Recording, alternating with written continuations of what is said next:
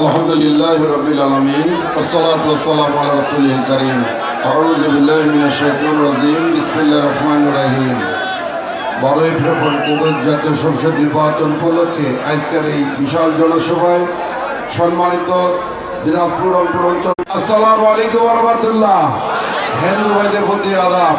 যার সময় স্বল্পতা, আমি অনেকবার আসছি বিজয় চত্বরে বিভিন্ন জায়গায় বক্তব্য দিয়েছি। যেহেতু আমার নেত্রী পর্যায়ে আমার অনেক গুরুজনরা বক্তব্য দিয়েছে, তাই আমি দিবেন যা পাথর মুক্ত তাকে দিবেন না সৎ লোককে দিবেন, এইটা সম্পূর্ণ রায় দিবেন আপনারা 12 তারিখে।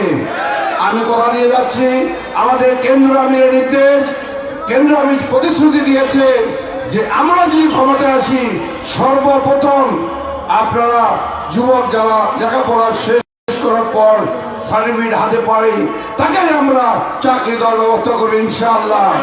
শুধু তাই নয়, আমরা পারবো তার প্রমাণ আমাদের বাংলাদেশ জামাত ইসলামের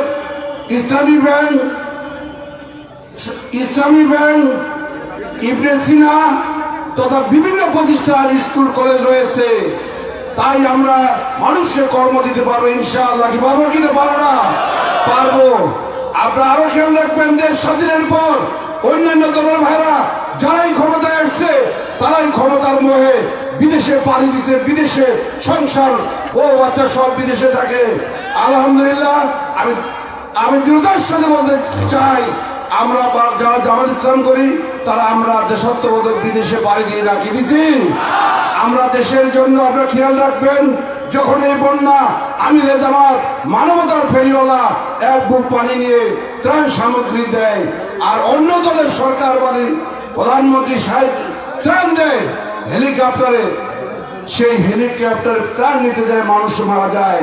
এই হলো তাদের আমাদের মধ্যে পার্থক্য।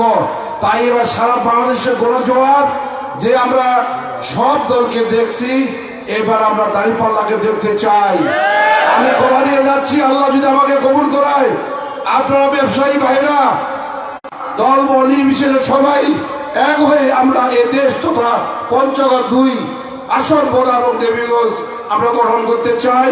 আর আমি কথা দিচ্ছি, আমি আল্লাহ যদি কবুল করায়, আমি যদি এমপি হই, আমার আমিরের জামাতের যে প্রতিশ্রুতি, আমি আমার ব্যক্তিগত আরো বেশি প্রতিশ্রুতি দিয়ে গেলাম। সম্মানী ভাতা যা কিছু পাবো আমি সব অসহায় গরিবদের মাঝে বিলে দিয়ে যাবো ইনশাআল্লাহ। মসজিদ মন্দিরে দিয়ে যাবো। আমার বিষয়ে বিশেষ করে 5 তারিখে বাম দলে রাখা হলো বোদা উপজেলা, সেখানে জামাতের উপজেলা